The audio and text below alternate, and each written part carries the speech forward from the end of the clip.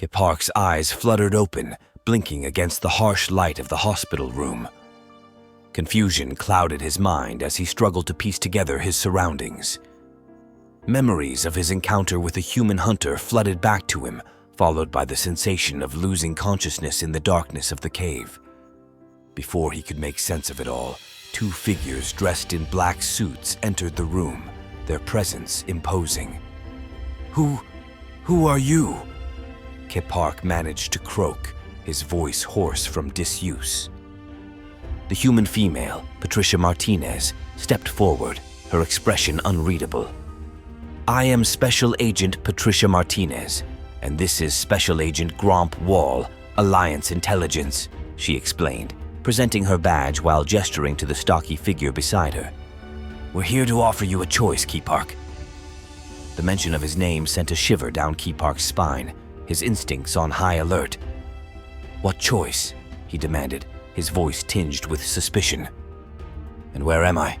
he added, glancing around the sterile confines of the hospital room. Gromp's cybernetic implants glinted as he spoke, his voice devoid of emotion.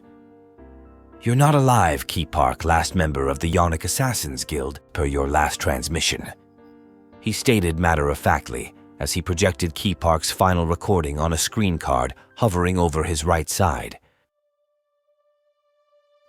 "You died on a small mining planet. Now, you can accept our offer or return to eternal slumber." Kepark's heart hammered in his chest as he processed Gromp's words. What offer?" he stammered, a sense of dread settling in the pit of his stomach. Patricia's gaze bore into him, her eyes sharp with intent. "We represent an organization that recruits individuals like yourself for special assignments," she explained cryptically. "Since you're technically deceased, you have the choice to join us and continue serving a purpose beyond death, or you can choose to fade away permanently." The gravity of the situation weighed heavily on Kepark as he considered his options, his mind racing with conflicting thoughts and emotions. Gromp's expression remained stoic as he interjected, his cybernetic enhancements whirring softly. "Time is of the essence, Kepark," he urged, his tone implacable. "You must make your decision now if you intend to entertain any offers that keep you breathing." Kepark's pulse quickened as he grappled with the weight of the choice before him. To accept their offer meant embracing a new existence beyond death, but to refuse meant surrendering to oblivion. With a heavy heart, he nodded, his voice barely above a whisper. "I'll accept. It's not the first time I have done dangerous work with little information, and I do enjoy breathing," he murmured, steeling himself for the unknown path that lay ahead. "Excellent. There is the usual paperwork, but since you don't exist, and the Vergots received a headless body which they ceremonially incinerated while you were recovering, not much will need to be signed by you," Patricia explained as she pulled up a chair. "We can say your paperwork has already been installed near your cerebral cortex." Gromp stood next to Kepark with a grin. "What did you do to me, Klopp? I don't care what your new free name is or how much the humans have enhanced that primitive slave brain of yours out of pity for a lesser Terran life form. You Klopps are still nothing compared to your known masters, and by the twin stars, nothing compared to me." Kepark growled in frustration as he tried to move his arms unsuccessfully. Kepark's muscles tensed with futile effort as he attempted to break free from the invisible restraints that held him captive in his hospital bed. Panic surged through him as he realized he was completely paralyzed from the neck down, his limbs refusing to obey his commands. With gritted teeth, he glared at Gromp, the source of his captivity, and demanded an explanation. "What have you done to me?" he growled, his voice thick with rage and frustration. Gromp regarded Kepark with a detached air, unaffected by his outburst. "We implanted a device in your head," he explained calmly, gesturing towards the cybernetic enhancements embedded in Kepark's skull. "It allows us to override any actions we deem undesirable." Kepark's eyes widened in horror as the realization sank in. He was at their mercy, a mere puppet in their hands. Patricia, sensing his distress, stepped forward, her expression sympathetic yet resolute. "You'll regain your movements when we want you to," she reassured him, her voice gentle yet firm. "But first, we need your cooperation." Kepark's mind raced as he processed Patricia's words, his thoughts swirling with questions and suspicions. "Cooperation for what?" he demanded, his voice laced with defiance. Patricia met his gaze evenly, her eyes unwavering. "We need to know who hired the Yonic Assassins Guild to assassinate Senator Derek Holtz," she explained, her tone leaving no room for argument. Kepark's brow furrowed in confusion. "Why me?" he asked, his voice tinged with suspicion. "Why didn't you ask Untok questions before you executed him? It was his mark, his kill."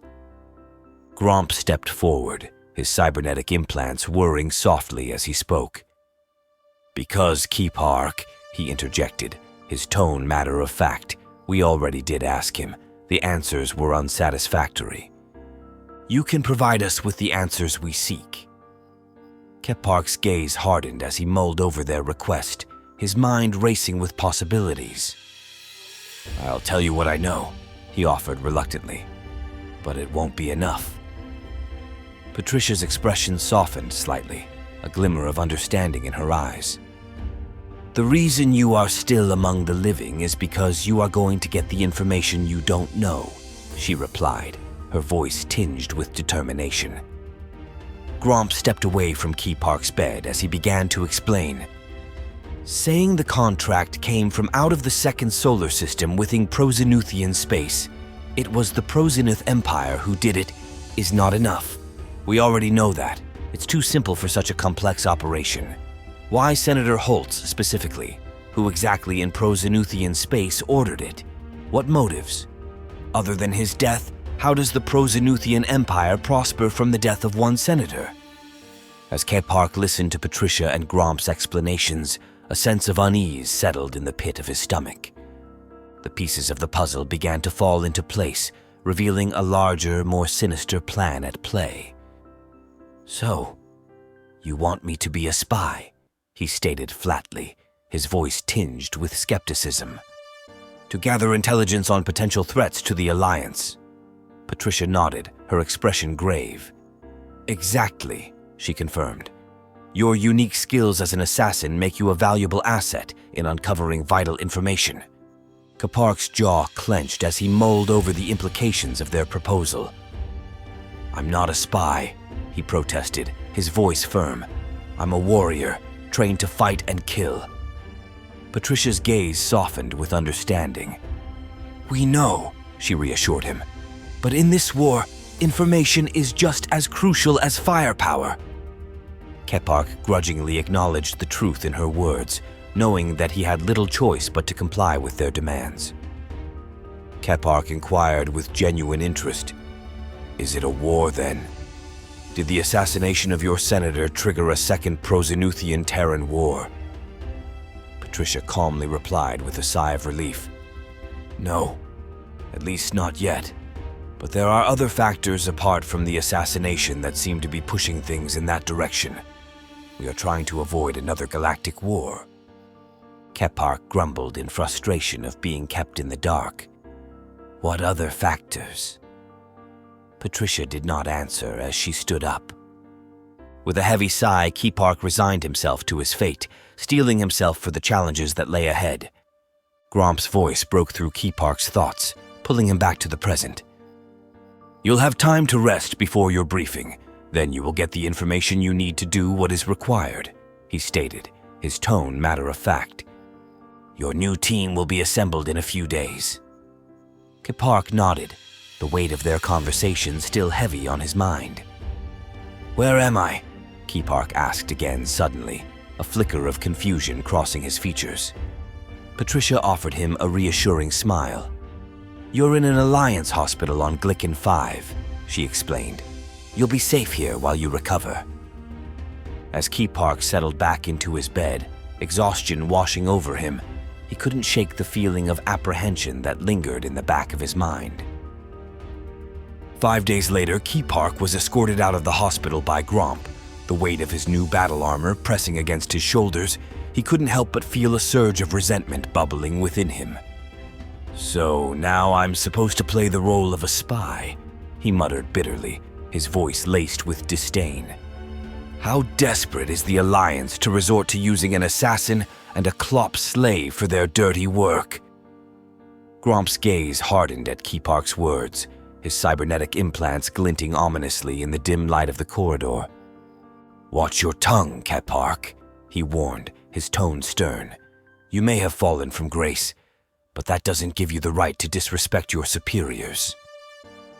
Kepark showed a thin smile of respect as he asked, "How did you end up here on this planet with your new freedom?" Gromp slowly replied as he looked up to his right, "It's a long story for another time." As they entered the small meeting room, Kepark's eyes fell upon Patricia, seated next to a Noan, his reptilian features twisted into a scowl. The sight of the Noan clad in a prisoner's uniform only fueled Kepark's resentment further. "And who is this?" he sneered, gesturing towards the Noan with a contemptuous flick of his hand. Patricia's expression remained impassive. "This is Trelk, and he will be giving your briefing today." Kepark merely breathed a sigh of discontent as his eyes went from the Noan to a card flashing on the upper right side of the display screen labeled Trelks Deal. Trelk smirked as he inquired while closing his file, "Only the briefing for today? I understood I was auditioning for a more formal and permanent role." Patricia's expressions did not change. "Mr. Trelk, how did you enjoy those few weeks of hard labor?"